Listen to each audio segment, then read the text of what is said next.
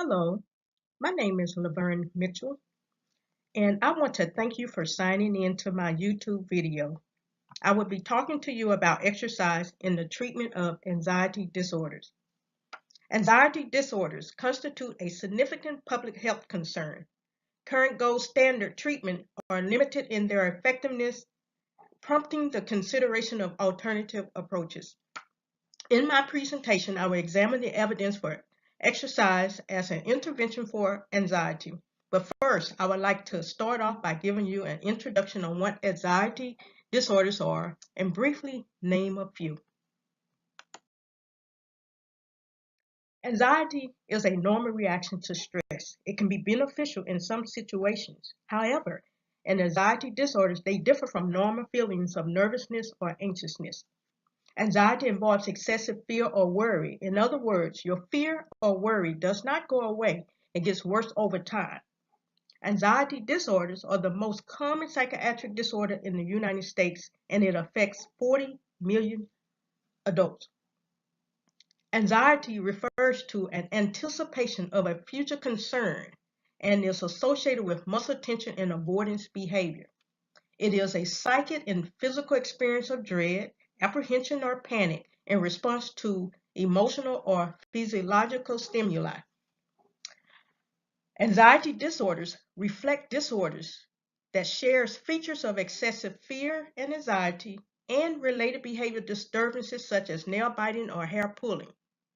Panic attacks are features in anxiety as a fear response.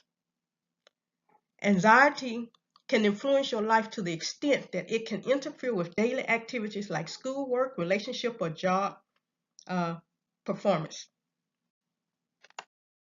These are some common types of anxiety: acute situational anxiety, separation anxiety disorder, phobias, social anxiety, it used to be called social phobia, generalized anxiety disorder, panic disorder, agoraphobia disorder, obsessive compulsive disorder, the OCD, and PTSD, which is the post-traumatic stress disorder. These are just some of the common types of anxiety disorders.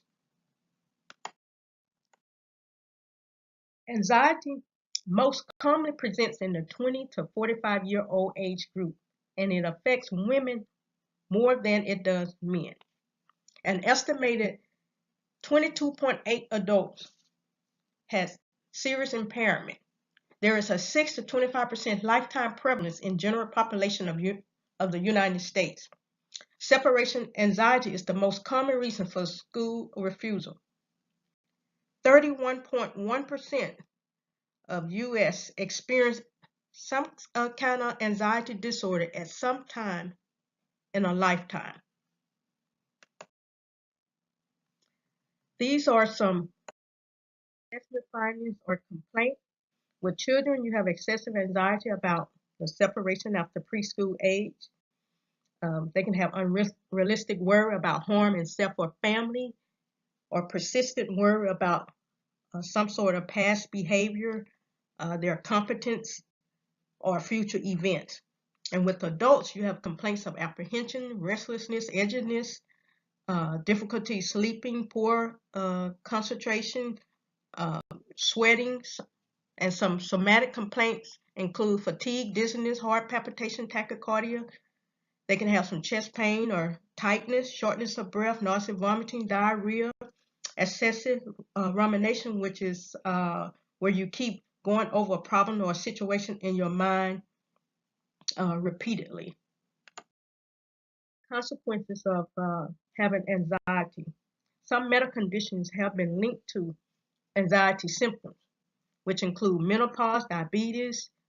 There's an increased risk of adverse cardiac events like heart disease, development, hypertension. Study reports report a strong association of anxiety with mortality in healthy individuals and in cardiovascular disease patients.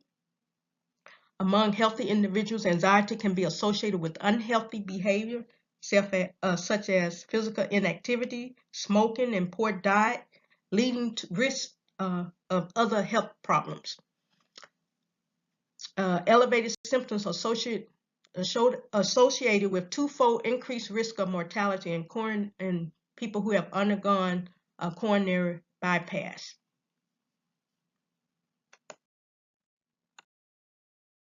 Now, proposed practice change. Medication will not cure anxiety disorder, but it can give significant relief from symptoms. As I mentioned earlier, current gold standards are limited in the effectiveness of prompting the consideration of other approaches, and one approach proposed practice change would be anxiety. Exercise has positive effects on anxiety and other mood disorders. A great number of studies describe an association of physical exercise and anxiety. Anxiety is beneficial for mental health. Exercise as a means of preventing disease and promoting health and well-being. Incorporating exercise into a standard of care. Exercise as a clinical use as an adjunct therapy. Exercise has been associated with improvements in quality of life. It reduces anxiety, depression, and negative mood. Exercise can improve self-esteem and cognitive function. Regular exercise reduces risk of even ever being diagnosed with anxiety. Many studies have been done for this proposed practice change. And one study that was done by Stonerock, Hoffman, Smith, and Blumenthal, these authors conducted a systematic review of randomized clinical trials in which participants were pre-selected on basis of a diagnosis of anxiety, then randomized with high levels of anxiety, and then randomized to an exercise. Participants were 18 years old and had 3 weeks running sessions that were monitored by exercise trainee. The results of this study show that the benefits of exercise in relation to anxiety. The authors reported that participants who performed aerobic exercise showed reduced symptoms of anxiety. The authors concluded overall that exercise is a useful treatment for anxiety. A second study, these authors, they examined the effect of exercise intervention on health of people hospitalized with anxiety. The population, they were all adults with mental disorders defined by the Diagnostic and Statistical Manual of Mental Disorders. They were hospitalized as a result of their mental illness in an inpatient facility. The interventions were aerobic and non-aerobic exercise training programs. The comparison groups were intervention as drug therapy. This study showed that the benefits of exercise may precede antidepressant medication. A third study that was done by several authors, they conducted a study to investigate the treatment effect of exercise compared with other treatment. The same included randomized controlled trials of exercise intervention for anxiety disorders by 6 online databases and journals. The results showed exercise combined with antidepressant meds improve clinical global impression outcome, and it reduces the Beck anxiety inventory outcome. The authors concluded that exercise seems to be effective as an add-on treatment for anxiety disorder. And then a fourth study that was done, several authors did a study. They evaluated the effects on anxiety and exercise in 22 soldiers in a real-world setting. The findings indicated that the soldiers' shooting accuracy decreased significantly under anxiety. The author also indicated that increased arousal levels through exercise prevented shooting accuracy from deteriorating. And in a fifth study that was done, these authors reported that physical exercise is associated with well-being and happiness. The sample consisted of 120 male and female volunteers ages over 71 years for a period of 2 months. The study used a validated instrument to measure well-being and happiness. The study results showed that physical exercise program had positive effects on happiness. And in the last study, the authors examined subjective views and opinion of people diagnosed with serious mental disorders in relation to physical exercise. The participants were randomly selected. The ages were 45 to 65 years old. 10 people were interviewed. It was taped. It lasted about 40 minutes. The study showed that all participants found physical activity did have positive effects on anxiety in regards to psychological and physiological. And these are the studies that were done to support that the exercise as a useful treatment for anxiety. The studies also show that exercise has positive effects on anxiety. The clinical use as an adjunct therapy to establish treatment for anxiety disorders.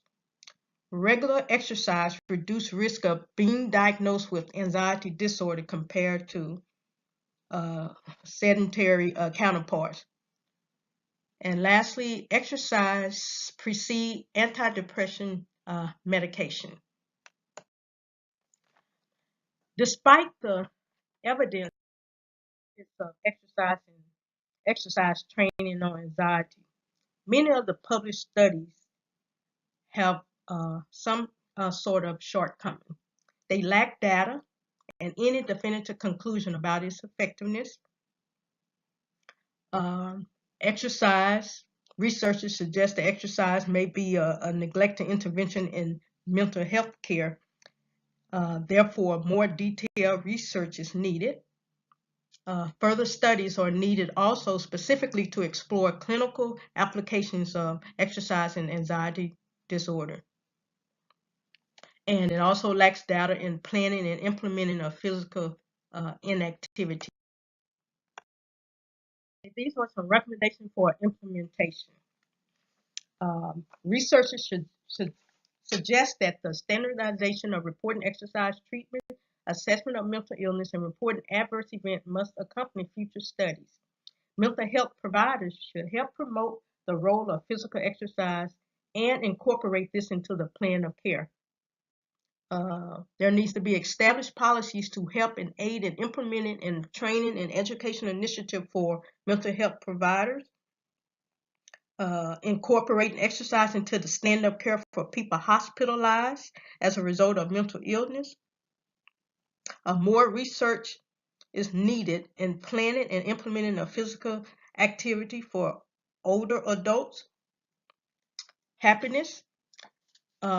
Mental health policy and guidelines should contain physical exercise as a central component. And these are some implementation for practice change. Exercise as the first step in lifestyle modification and treatment and management of anxiety disorders.